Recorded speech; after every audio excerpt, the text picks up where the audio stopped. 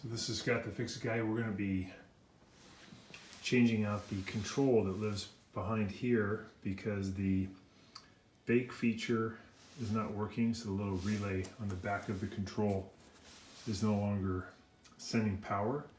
So we're going to be removing the old one, putting a new one in. So first thing, we're just going to slide out the old one, or slide out the range so we can unplug it. You can also just turn off the breaker, but you want to make sure there's no power. So I'll just unplug it here. There we go. So we want to try to remove these plastic nuts or bezels. So I'm using lefty-loosey to spin that off, and you may need to use pliers just to get it started. So that's after we had taken off the knobs. That one off. Grab this one. Give it a little turn to start it. We got that one and that one to take off too. So once you get it loose, you can get it off by hand pretty easy.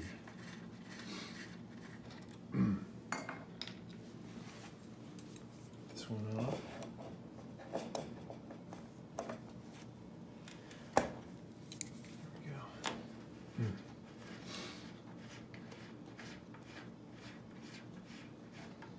That one off. This one off.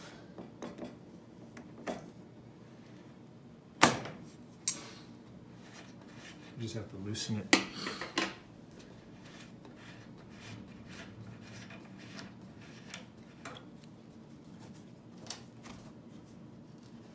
Now we can get this plate to come off and we can get to the control. So we're just going to wiggle it toward us. There's the control hanging out right underneath it. So we have the bezels off that we're holding on the top panel. Here's our new control. And I'm going to lift up the old one. I'll give you a little extra wire here. Let's set this down.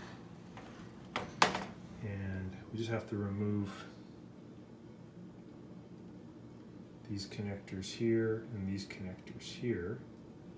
And we'll remove these screws so we can do the old switcheroo. So I'm just going to use a little standard head screwdriver. Again, we do have the power off, very important.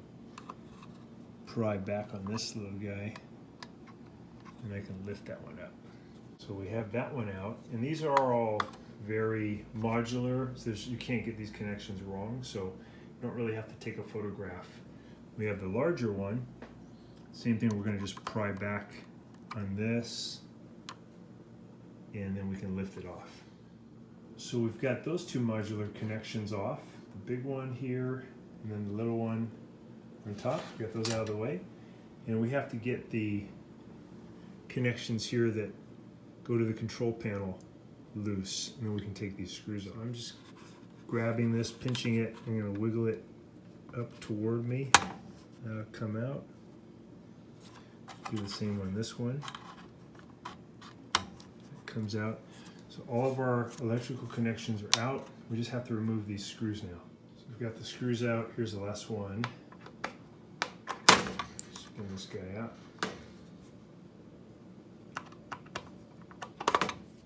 Okay, all the electricals are disconnected.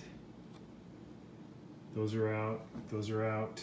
And one of these relays, the bake, I'm not sure which one the bake one is just malfunctioning. So we'll replace this unit. We're gonna just lift it out. Got a little tape connected there. Let's pull back on the tape gently.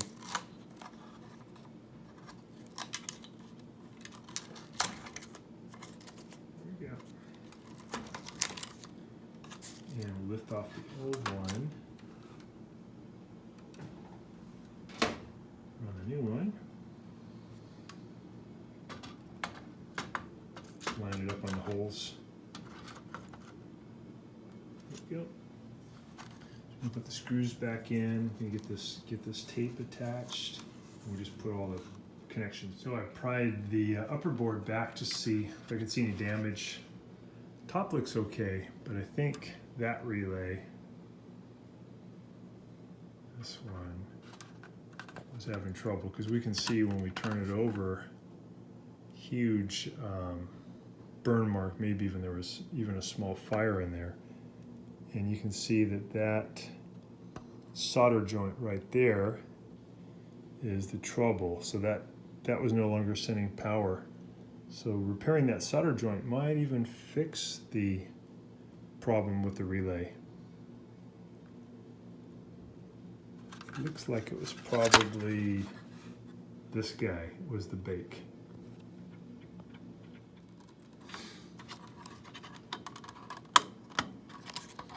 Just gotta make sure this little black thing lifts up first, and then when you get it in, just push it down to lock it. Pull that up.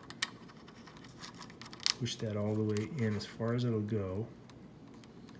And push down that little lock. It holds it tight. Same on this one. So first we're going to pull up that little thing, comes up. Put our control board connectors in. I'm going to push down to lock it in. It looks flat.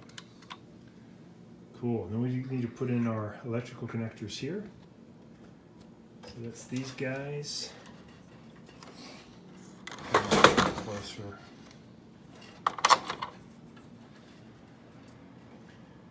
And we're just going to go right down onto these pins. Take your time, make sure you don't bend these pins. Line it up.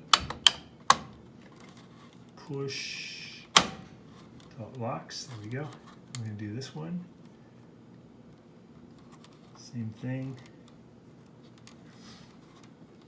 Push it down.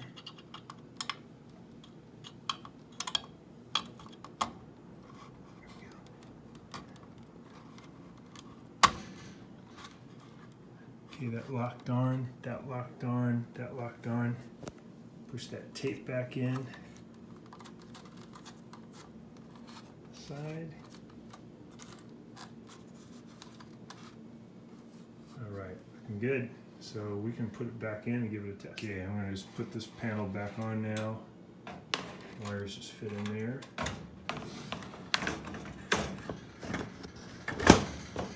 Here we go. It just sits right back where it was.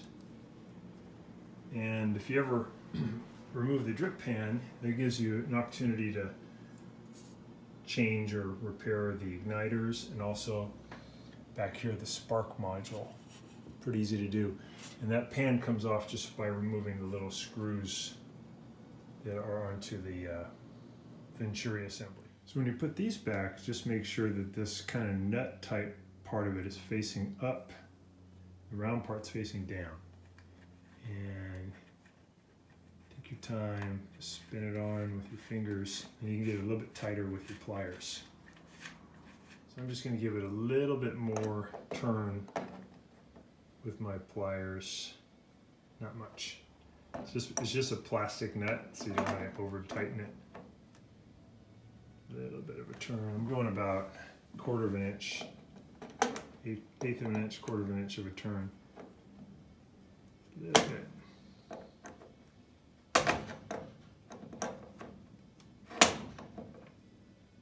There we go. Got it. This burner back on. Burner knob.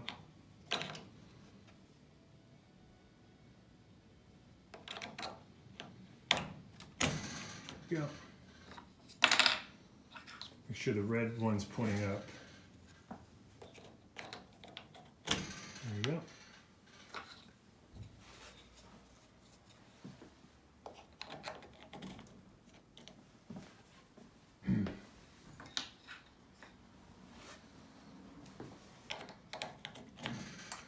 Got it back in. You get the 12 o'clock power failure, that's normal. So let's see, we can go clear. We'll do the clock. And let's do bake too, make sure bake's working. So we're gonna pick 350. Press start. Hear the relay click. In the meantime, we can do the clock too. see what we got here.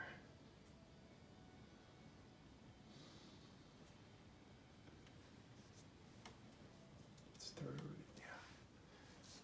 Okay. So there's the sound we like. And that is the sound of oven heating up bubble. And now it's working good again. Just set the clock. We'll go clock, and we'll set the time. Okay. So you got to make sure it's all cleared first. Clock. We'll set the time. 5:12. There we go. And then start. Got it. So time's good. All right. So back to baking.